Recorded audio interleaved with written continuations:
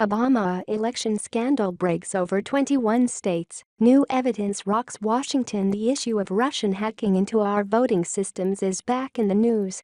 While it's doubtful that the results of the elections were changed, it is now clear that there were efforts on the part of the Russians to gain information from state voting systems.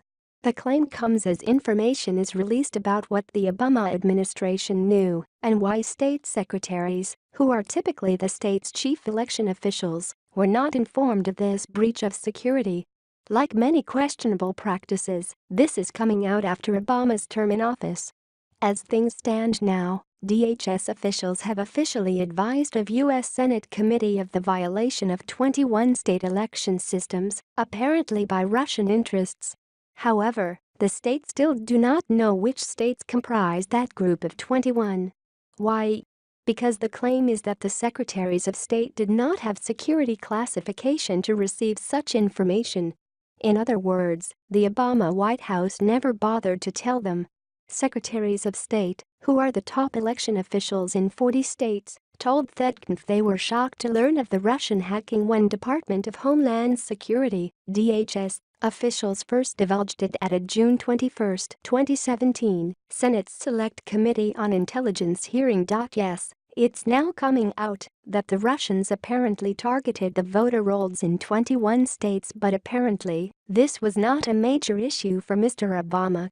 The testimony of Jeanette Manfra, Acting Deputy Undersecretary for Cybersecurity and Communications at DHS's National Protection and Programs Directorate, before the Senate Select Committee on Intelligence stunned NAS National Association of Secretaries of State.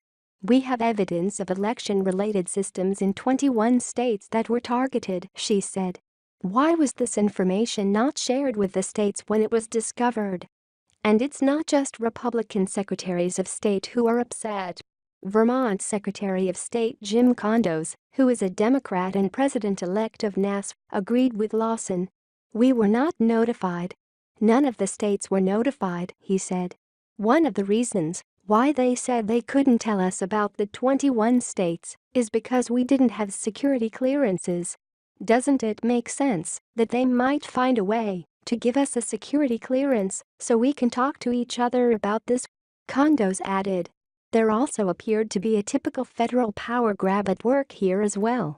State election officials are also disturbed that former DHS Secretary Jed Johnson designated state election systems as federal critical infrastructure with no prior consultation. DHS officials informed the states the federal designation was being considered in August 2016. But Johnson made it official in January 2017, just weeks before the Obama administration ended. How convenient. Both Democrat and Republican secretaries of state have opposed the federal designation. Many see it as a power play to nationalize our election system, which is now run at the state and local level.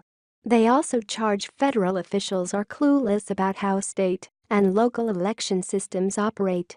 Ignorance of how things work has seldom been an impediment to federal meddling and intervention before.